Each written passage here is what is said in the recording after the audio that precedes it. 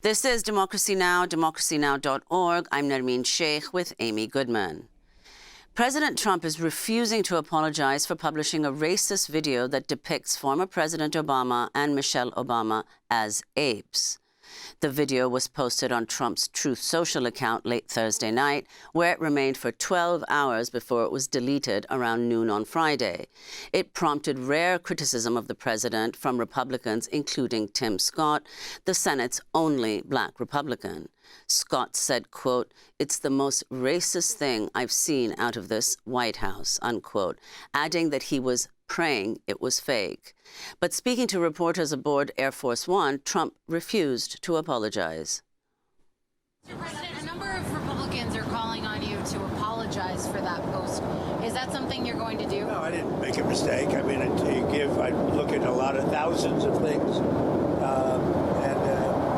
I looked at the beginning of it. It was fine.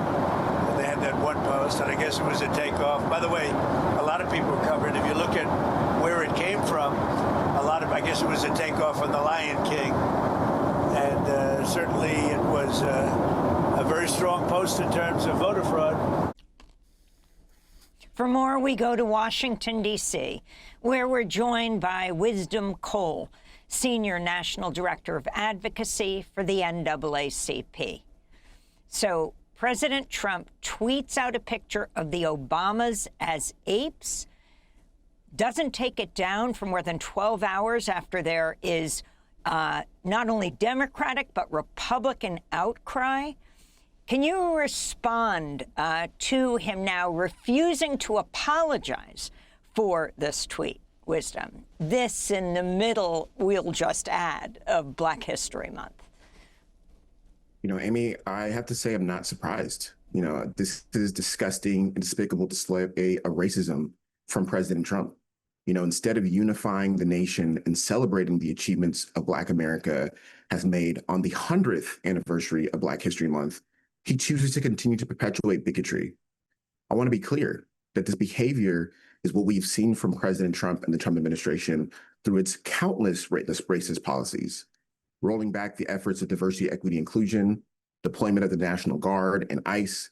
These are all distractions that are reshaping the role of government, especially every time we see more and more information about President Trump in the Epstein files.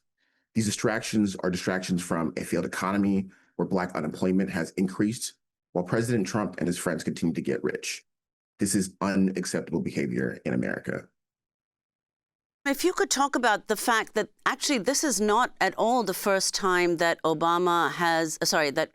President Trump has posted an AI-generated image of the Obamas. In fact, just last year, he shared a video, again, generated by AI, showing Obama being arrested at the White House and later in prison, and his systematic attacks on the Black community in the U.S., calling Somalis, saying Somalis have a low IQ, and his administration recently announcing rules that will ban nearly 90% of African immigration visa application. So if you could comment on that. And again, this month, the 100th anniversary of Black History Month. You know, this continues to show the weird obsession that President Trump has with the Obamas, right? Even going way back into his declaring or finding out of his birthright, right? And this obsession, this need to identify that, even though we do know the truth, right? We see this obsession with Representative Ilhan Omar and the remarks that he's made towards her, as well as other immigrants, right? Immigrants are a part of the fabric of America. It's important for us to understand and recognize their role here and what they've done to contribute to help build America. Recognizing that this is an issue all across this nation, where we see that they're coming from a certain subset of group. They're coming for all of us, right?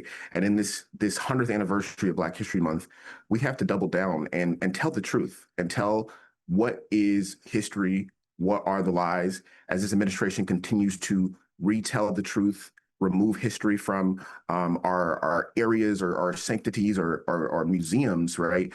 We see that this administration is continuing to perpetuate lies.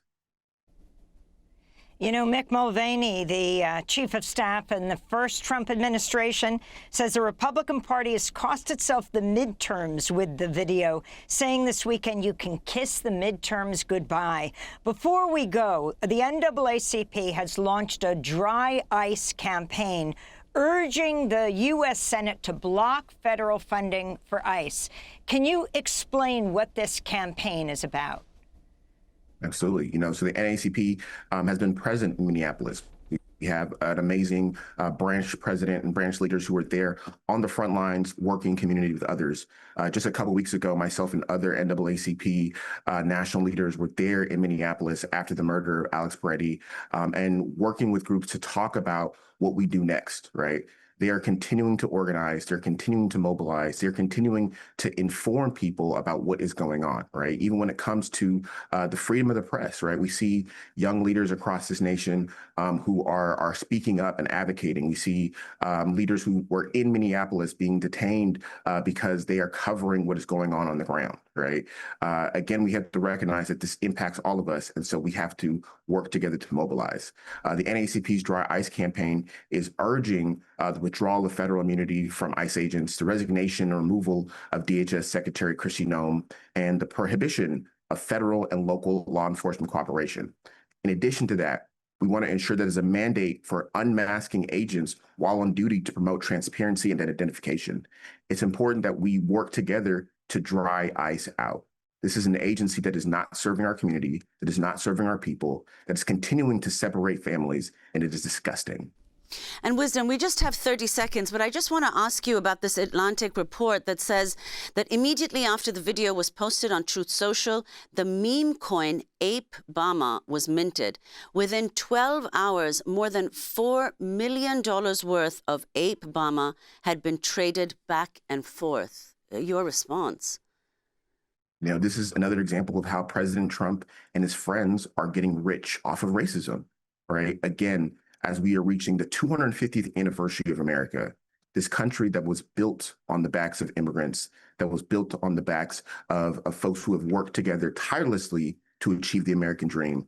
You see the rich get richer and using racism at their hand to continue to do that. We have to make sure that we stop this, we root this out, and that we address this at all levels. Wisdom Cole, thank you so much for joining us. Wisdom Cole is the Senior National Director of Advocacy for the NAACP. Thanks for watching Democracy Now! On YouTube. Subscribe to the channel and turn on notifications to make sure you never miss a video. And for more of our audience-supported journalism, go to democracynow.org, where you can download our news app, sign up for our newsletter, subscribe to the daily podcast, and so much more.